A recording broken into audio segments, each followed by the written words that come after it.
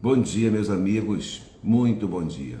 Sejam todos bem-vindos. Hoje é dia 22 de setembro de 2025. Estamos iniciando uma semana e também a conversa fraterna. Bom dia, Cris, bem-vinda, minha querida. Como é que você está? Tá melhor? Recuperada? Espero que sim. Bom dia, Ana Betisa. 22 de setembro de 2025. Estamos iniciando uma semana juntos novamente com essa conversa fraterna e vamos ler o livro Palavras de Vida Eterna, da psicografia de Francisco Cândido Xavier, o capítulo de número 130, que tem como título, Na Luz da Verdade. A mensagem evangélica é de Jesus, registrada no Evangelho de João, capítulo 8, versículo 32. E conhecereis a verdade, e a verdade vos libertará. Bom dia, Regina, bom dia, Cláudia, bom dia, Ronaldo, Neide, vocês todos que vão entrando, sejam muito bem-vindos. Então vamos lá, repetindo. Capítulo 130 do livro Palavras de Vida Eterna, da psicografia de Chico Xavier por Emmanuel. Título do capítulo: Na Luz da Verdade, mensagem evangélica, e conhecereis a verdade, e a verdade vos libertará.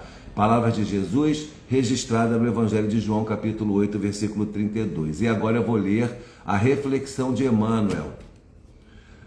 Nenhuma espécie de amor humano pode comparar-se ao divino amor. Semelhante apontamento deve ser mencionado toda vez que nos inclinemos a violentar o pensamento alheio. A bondade suprema, que é sempre a bondade invariável, deixa livres as criaturas para a aquisição do conhecimento. A vontade do Espírito é acatada pela providência em todas as manifestações, incluindo aquelas em que o homem se extravia na criminalidade, esposando obscuros compromissos. A pessoa converte, pois, a vida naquilo que deseje, sob a égide da justiça perfeita que reina em todos os distritos do universo, determinando seja concedido a cada um por suas obras.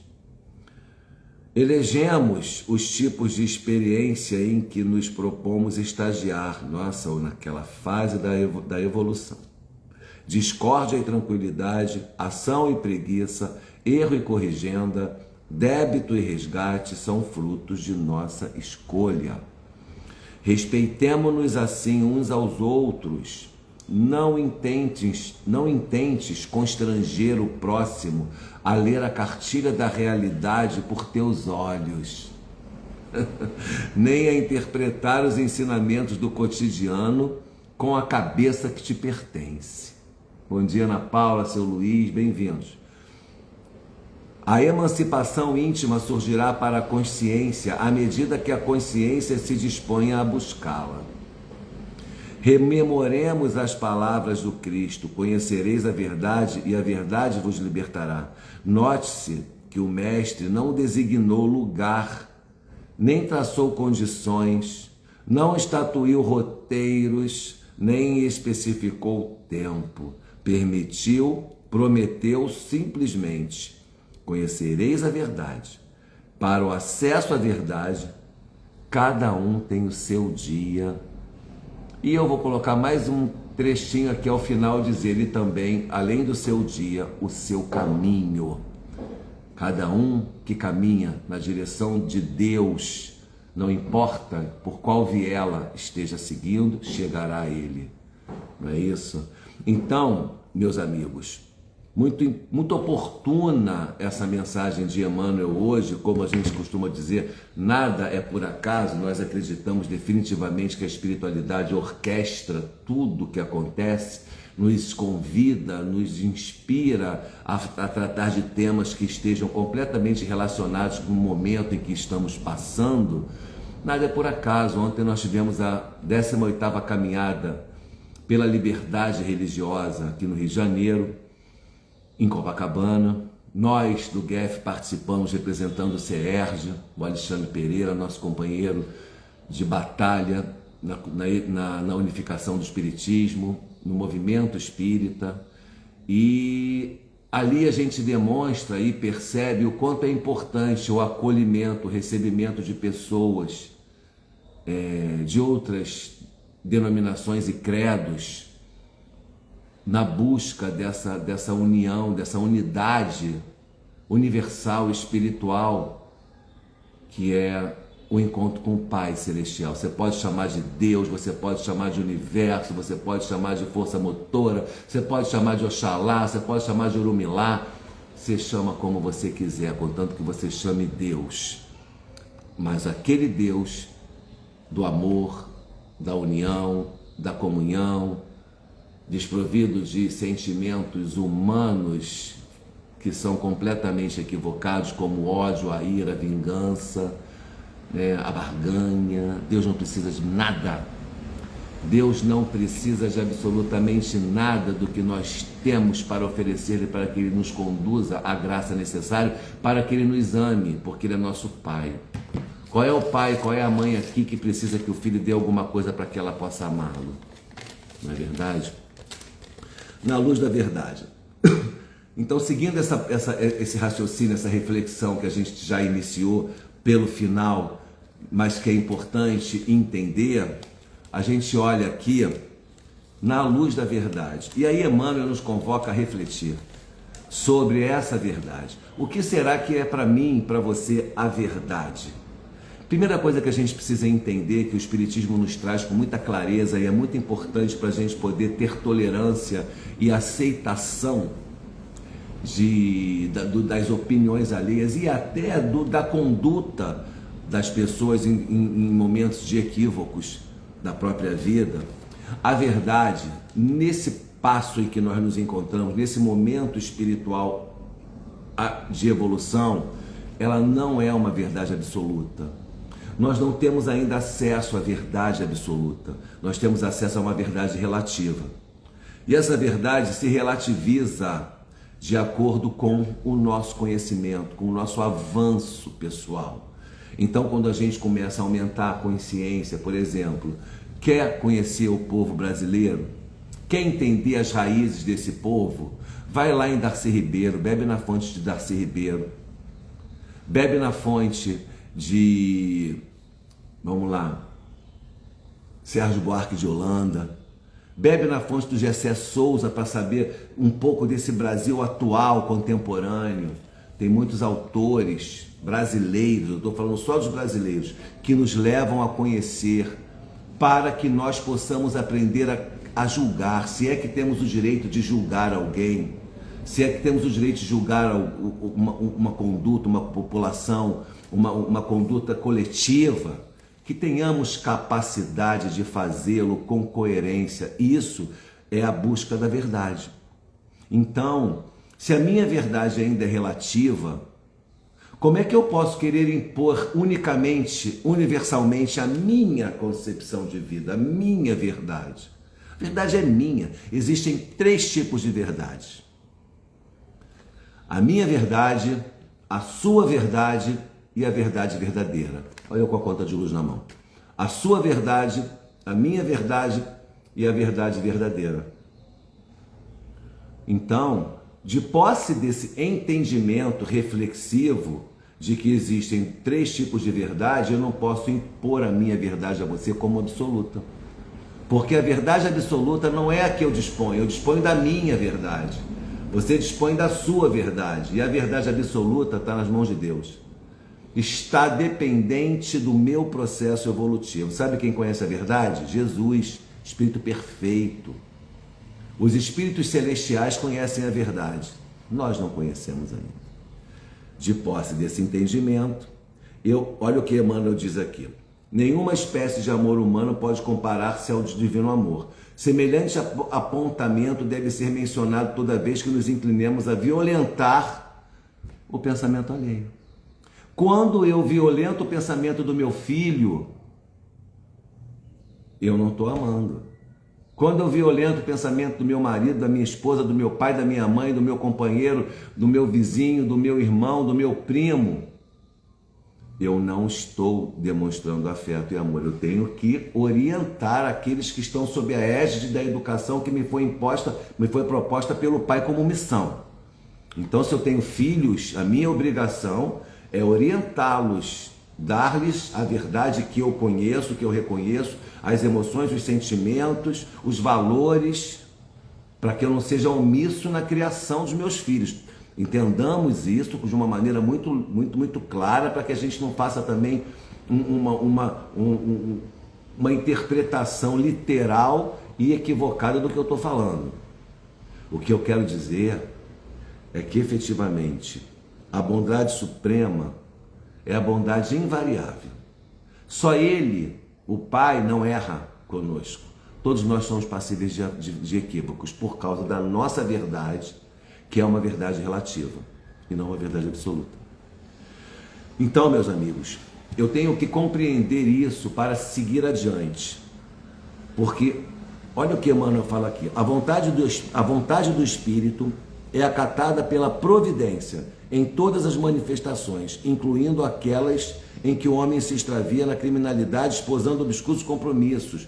A vontade de buscar esse caminho da verdade pode até me levar a equívocos, mas a vida vai me ajudar a reajustar, a me colocar nos trilhos novamente, e eu vou seguir. Só que quando isso acontece, vem a dor, vem o sofrimento, vem as consequências, porque você falhou, equivocou-se, e nesses equívocos geralmente a gente fere aqueles que estão a caminho conosco.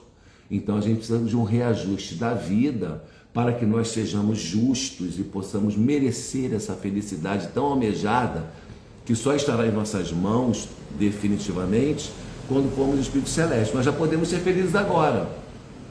Já podemos ser felizes agora. A pessoa converte, pois, a vida naquilo que deseje, sob a égide da justiça perfeita que reina em todos os distritos do universo, determinando seja concedido a cada um por suas obras. Então, a verdade é que nós estamos todos a caminho, na direção desse amor do Pai Celestial, na busca, sedentos, necessitados dessa misericórdia, desse amor, dessa compaixão, desse acolhimento que Deus pode nos dar a qualquer momento. Só que nós temos que entender que nós precisamos alcançar isso com as mãos. Aqui eu estou falando de meritocracia. Sabe por que aqui eu posso falar de meritocracia e não na vida cotidiana nossa, na vida material? Na vida material as injustiças não permitem, as diferenças sociais não permitem meritocracia. A equidade não permite meritocracia. Talvez a igualdade permita, mas a equidade não permite meritocracia. É preciso que você dê de acordo com as necessidades de cada um. Mas aqui, para eu alcançar esse progresso, para eu alcançar essa verdade, para eu alcançar esse acesso mais próximo do Pai, eu preciso trabalhar, eu preciso ter obras. Porque as religiões teológicas geralmente falam de obra e graça, e elas separam a obra da graça. Graça é aquilo que o Pai te deu, pá, você veio predestinado, você é o vaso escolhido, como se dizem nos ambientes evangélicos. O Paulo de Tarso, São Paulo, ou Paulo de Tarso. Paulo é o apóstolo Paulo para os evangélicos, o São Paulo para os católicos e Paulo de Tarso para nós espíritas. Para aqueles evangélicos e alguns católicos, Paulo é um vaso escolhido. E ele é um vaso escolhido, sim, mas ele se fez escolher, segundo nós espíritas. Os protestantes entendem que basta que eles tenham a graça para ser esse vaso escolhido. Deus que escolheu ele, deu a graça e ponto final. Nós não entendemos assim. Nós entendemos que essa graça é conquistada. Essa graça é buscada. Essa graça é trabalhada pelas nossas obras. Através das nossas obras. Só um minutinho, o interfone está tocando. Oi. Entra aí. Operários. Então, o que acontece, meus amigos? Essa graça e essa obra estão caminhando juntos conosco. Então eu não vou conseguir a graça se eu não tiver a obra. Essa é a visão espírita, tá? Não é a visão teológica de outras religiões, tá tudo bem. Mas nós espíritas entendemos que essa graça é conquistada pela obra. Então eu preciso obrar, eu preciso ser um obreiro do Senhor. E essa obra começa em casa. Agora eu vou sair também de novo da teologia, de novo da religião e vou entrar no contexto da humanidade, para a gente poder trabalhar o Espiritismo da maneira como ele precisa ser trabalhado, sem igrejismos. Eu preciso que essa obra se inicie na minha vida, cuidando dos meus filhos, cuidando do meu marido, da minha esposa, cuidando do meu trabalho, tendo responsabilidade no trabalho. Sabe como é que eu sou um bom obreiro no trabalho? Se eu não burlar os horários, se eu não burlar o tempo que eu tenho ali dentro da empresa e realmente entregar de acordo com o salário que eu recebo, porque é uma contraprestação. Se eu for honesto, que não é nenhuma virtude, é obrigação, mas nós estamos, olha só, pleno século XXI, estamos falando ainda de honestidade. Olha o grau de adiantamento que nós temos. Imagina o dia em que você... Já tem países no mundo, no planeta Terra, por isso que eu digo que a gente já pode viver no reino dos céus, é só querer, porque é um estado de espírito.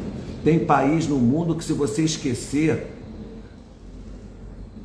Irlanda, lá na Irlanda do Norte, se você esquecer um objeto numa praça, uma joia, numa praça, em Malahide, eu conheci esse lugar, a sua joia, o seu cordão de ouro fica no mesmo lugar. Se você chegar em casa à noite e dizer, caramba, esqueci, perdi o cordão, meu relógio, eu tirei o relógio e acabei deixando naquela praça pública. Se você for lá no dia seguinte de manhã, o seu relógio está na praça pública, no mesmo lugar que você deixou. Porque as pessoas não levam aquilo que não é delas. Olha a ética. Olha o progresso moral. Aí nós que estamos aqui no nosso país, vivendo tantas experiências dolorosas, imaginem, existem lugares que as pessoas já não levam mais aquilo que elas acham. Não tem aquele ditado, achado não é roubado, quem perdeu foi relaxado? Lá não tem. Esse ditado já está erradicado em alguns lugares do mundo. Esse é o processo. Esse é o caminho que a gente precisa fazer para buscar esse mundo melhor, esse reino de Deus, por isso que Jesus veio instalar o reino de Deus e poderia ter instalado, não instalou porque a gente não quis. Essa é a verdade, é a minha verdade, é a verdade que eu contemplo para entender coisas e para poder alcançar entendimentos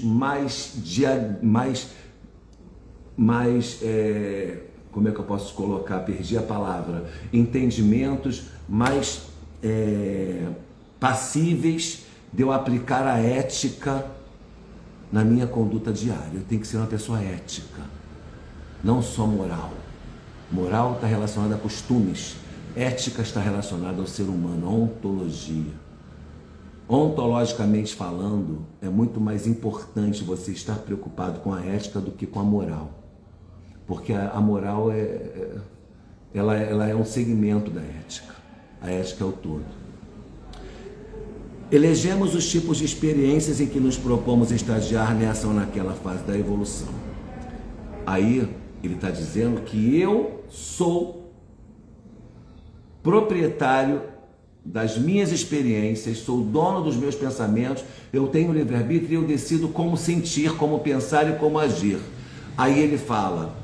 discórdia e tranquilidade, eu que escolho o que eu quero para mim. Vou tirar o eu e botar ou. Discórdia ou tranquilidade. Ação ou preguiça. Erro ou corrigenda. Débito ou resgate. Tudo isso são frutos das minhas escolhas. Eu quero muito ser feliz, eu quero comprar um carro novo, eu quero ficar rico, eu quero ser médico. Mas eu não vou procurar minha faculdade de medicina, eu não vou procurar trabalhar e juntar dinheiro, economizar. Ontem eu fui de Uber para Copacabana para levar o material da feira que a gente ficou na barraca. E eu conversei com o rapaz do Uber, ele ficou me olhando, mas a cabeça dele pegou fogo. Porque eu comecei falando da filha dele, falando para ele que ele seja um bom pai, um bom marido, que ele dê bons exemplos para que ela possa um dia procurar um homem que seja à altura, no mínimo, do que ele foi para ela. E daqui a pouco a gente chegou na parte da economia. E eu falei coisas para ele, como um pai fala para um filho, ele tem 30 anos, eu tenho 56, poderia ser meu filho. Eu falei, você poderia ser meu filho. Se eu tivesse um filho da sua idade, pudesse conversar o que eu vou falar com você agora, eu conversaria. Se eu tivesse pensado assim, porque eu fui muito rebelde, até os 30 talvez ninguém conseguisse. Mas eu disse, se você quer saber como você vai estar daqui a 10 anos, eu gostaria muito que você refletisse sobre isso. Pensa como você quer, tem 31, pensa como você quer estar daqui a 10 anos, aos 41 anos. Materialmente, espiritualmente, financeiramente, fisicamente, como é que você quer estar? Você tem essa ambição de buscar saber como é que vai projetar a sua vida para daqui a 10 anos? Você quer um carro zero? Então vamos lá. Quanto custa a balada de domingo na Feira da Glória? R$150. Multiplica isso por 12, por 4, que você vai tirar um mês. Depois multiplica por 12. Você vai tirar um ano. E depois você multiplica esses 12, esse valor de um ano, você multiplica por 10 anos. Veja quanto você vai ter se você não vai ter um carro na mão. Ou pelo menos a entrada. Uma boa entrada, uma boa parte. Ele ficou me olhando assustado. No final ele me agradeceu. Conversei várias coisas. No final ele, poxa, muito obrigado por tudo que você me disse. Eu falei que você coloque isso na sua cabeça e pense. Não perca seu tempo. Tempo é precioso. Nosso maior tesouro, meus amigos, é o nosso tempo. O tempo que eu estou aqui com vocês agora não está perdido, está sendo um investimento para mim. Porque tudo que eu estou falando para vocês, eu estou falando primeiramente para mim. Então é importante entender que essa é a minha obra. E aí eu começo a realizar as minhas obras de acordo com as minhas expectativas, os meus planejamentos. Da mesma maneira no âmbito espiritual. Eu quero tanto poder estar em contato com bons espíritos e fazer uma conexão maravilhosa, blá, blá, blá, blá, blá, blá, blá, blá. O que você está fazendo hoje para conseguir? Você está fazendo estudo de mediunidade? Está participando de uma ação social? Está frequentando um templo espiritual? Olha o que eu estou falando, não estou falando de templo espírita não, espiritual, seja lá qual for, porque vai da tua denominação, do seu coração, da sua capacidade de concentração em cada religião. Está buscando isso? Você está lendo, está se aprofundando nas questões éticas, morais, existenciais, transcendentais, para que você possa estar apto a compreender racionalmente esse processo? Na hora que você tiver o desejo que pode te carregar a uma queda, você ter a capacidade de compreender que a sua mente tem que ser mais forte do que os seus instintos animais, porque senão você está mais próximo da animalidade e da primitividade do que da angelitude, porque não cabe sentimentos passionais e instintivos descontrolados para um espírito de luz. Quem você quer ser daqui a 10 anos? Esse espírito primitivizado que aceita qualquer arroubo instintivo, carnal? Ou você quer ser um espírito que olhe já para isso, entendendo que isso é um arroubo instintivo carnal, mas que racionalmente a sua mente precisa estar mais forte do que esses instintos materiais carnais, e aí você não vai entrar em falência, você não vai sucumbir no momento das suas provas? Cara, pensa, é um exercício e é diário.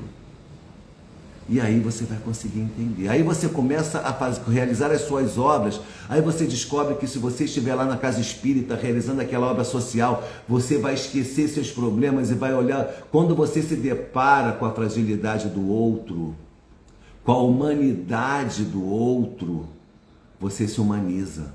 A melhor maneira de se humanizar é estar diante da humanidade do outro. Quando você vê as fragilidades, você vai para as ruas, como a gente vai aqui numa terça-feira, no projeto Amparo Franciscano, levar alimento para pessoas em situação de rua.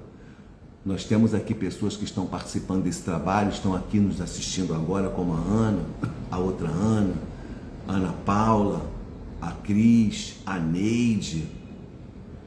Quantas vezes a gente vai levar o lanchinho e uma garrafinha de água e a pessoa olha para nossa cara e fala: você pode me dar 2? Eu não comi nada hoje. Você pode me dar mais uma garrafinha de água, porque de madrugada eu sinto muita sede. Você pode me dar mais um pãozinho para eu comer amanhã de manhã, porque eu não tenho onde te dar, não sei o que eu vou comer amanhã. Eu acordei hoje, meus amigos. Já fiz o meu suquinho detox, agora eu vou tomar meu café da manhã, não precisei ir na rua, tá tudo dentro de casa. Tudo na minha geladeira, na minha cozinha.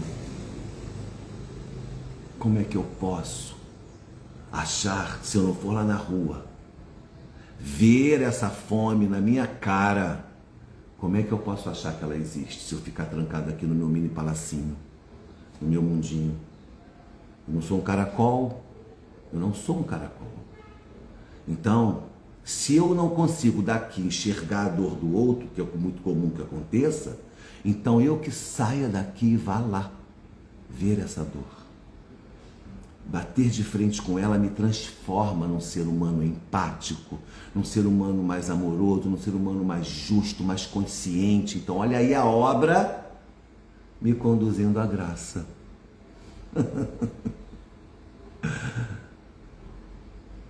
É para refletir. Acho que eu já falei demais, vou parar por aqui. Porque é só para a gente... Não adianta falar muito, temos que processar. Processar. Rememoremos as palavras do Cristo: conhecereis a verdade e a verdade vos libertará. Note-se que o Mestre não designou lugar, não traçou condições, não estatuiu roteiros, nem especificou tempo. Prometeu simplesmente: conhecereis a verdade, e para acesso à verdade, cada um tem o seu dia. Sejamos tolerantes, compreensivos com aqueles que ainda não conseguiram alcançar esse patamar de capacidade de percepção da necessidade da própria reforma. Ele vai encontrar também, ele vai achar também. E esse alguém pode ser o seu marido, a sua esposa, o seu filho, o seu pai.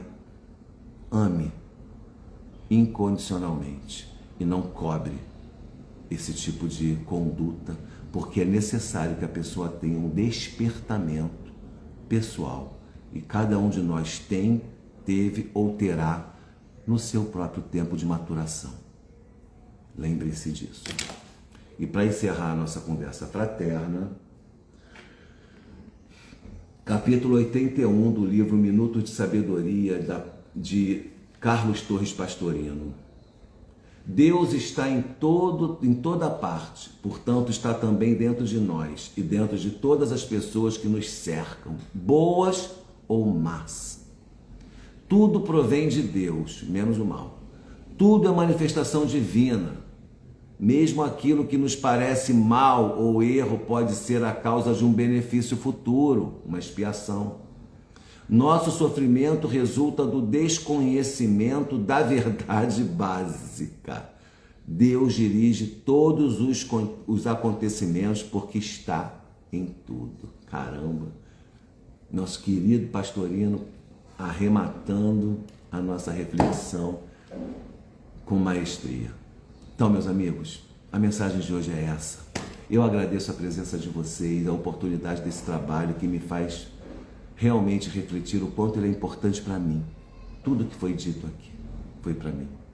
E espero que seja também para vocês de alguma maneira. Eu desejo um ótimo dia de segunda-feira, eu desejo uma excelente semana a todos, com muito amor, com muita paz, com muita perseverança, com muita atenção.